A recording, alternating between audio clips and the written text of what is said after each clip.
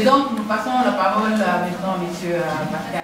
À Goma, Internews a organisé un café de presse sur les thèmes santé et paix dans les Grands Lacs, agir ensemble.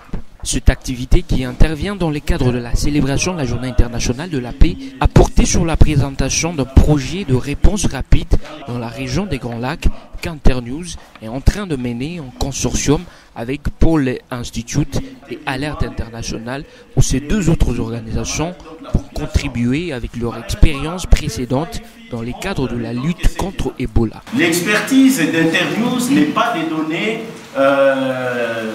par exemple, les vivres. Ça, ce n'est pas notre expertise. Notre expertise, c'est l'information.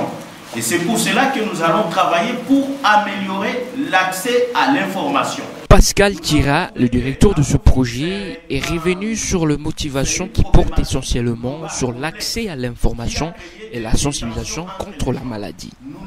Et c'était pour nous l'occasion de présenter ces projets des réponses rapides dans la région des Grands Lacs. Un projet que Internews va mener en consortium avec Alerte Internationale et Pôle Institute à partir de leur expérience précédente dans le cadre de la lutte contre la maladie à virus Ebola. Nous mettons un accent sur l'accès des citoyens à l'information et sur les actions de sensibilisation contre la maladie.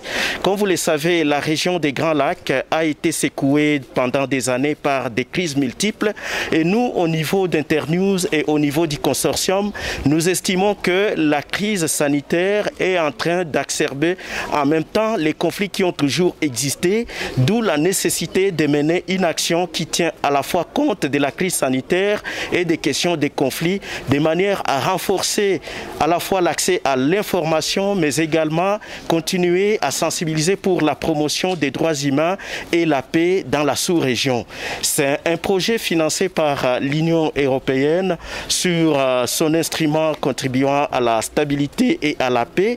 Et vous comprenez pourquoi nous sommes très intéressés par les questions de paix dans le cadre de ces projets. Ça semble un peu surprenant de travailler sur des questions de Covid et des questions de paix, mais nous, notre stratégie est située à ce niveau-là parce que nous pensons que la crise sanitaire va également avoir des conséquences sur l'économie, sur les développements, et c'est important qu'on commence à alerter les journalistes et tous les acteurs pour qu'il y ait une action concertée, une action de synergie pour donner une réponse à la fois sanitaire et une réponse pour la paix dans la sous-région. Intervenant dans cette activité, Doufina Tabou, acteur de la société civile au Nord Kivu, a interpellé la presse qui a tendance à attiser un climat de mésattente.